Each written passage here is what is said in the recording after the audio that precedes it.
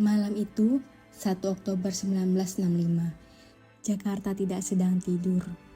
Kesunyian baru saja pecah oleh deru mesin truk dan hentakan sepatu laras. Di dalam kamar yang hangat, seorang bocah perempuan berusia 5 tahun sedang terlelap. Namanya Ade Irma Suryani. Ia tidak tahu bahwa di balik pintu kamarnya, sejarah sedang menyiapkan tragedi yang paling menyayat hati. Dalam kekacauan yang mencekam, seorang ibu, Johanna Nasution, berusaha melindungi suaminya, sang jenderal, dari moncong senapan yang haus darah. Namun maut justru memilih sasaran yang paling suci. 3 peluru bersarang di punggung kecil Ade Irma. Tidak ada teriakan ketakutan yang hebat, hanya rintihan pelan seorang malaikat kecil yang tak mengerti mengapa dunia begitu kejam malam itu.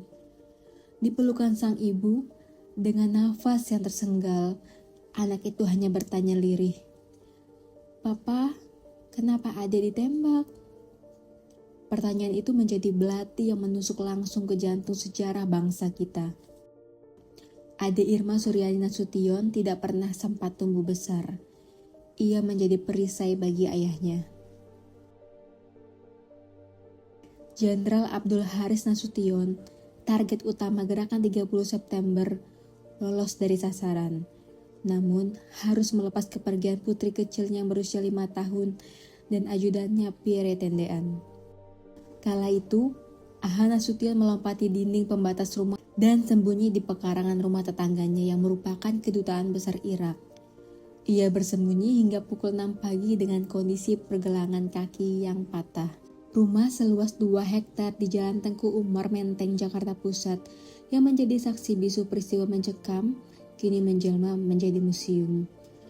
Pada tanggal 3 Desember 2008, tepat pada hari lahir Aha Nasution, Museum Jenderal Besar Aha Nasution diresmikan oleh Presiden Susilo Bambang Yudhoyono.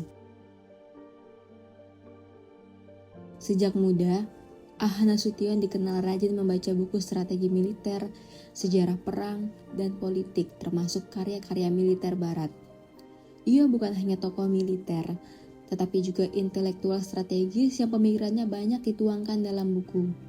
Ia sering menulis makalah, catatan strategis, hingga esai pemikiran pertahanan, hingga membuatnya disebut sebagai jenderal pemikir. Karena gagasan militernya tidak hanya diterapkan di lapangan, tetapi juga disusun secara sistematis dalam tulisan.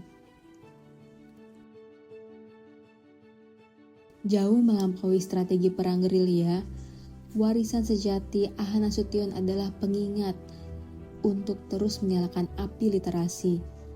Teladannya mengajarkan bahwa membaca, menulis, dan berpikir kritis adalah napas perjuangan yang abadi. Senjata mungkin bisa memenangkan pertempuran, namun literasi adalah cara suatu bangsa memperkuat cakrawala berpikirnya untuk menjaga nilai moral, budaya, dan persatuan nasional.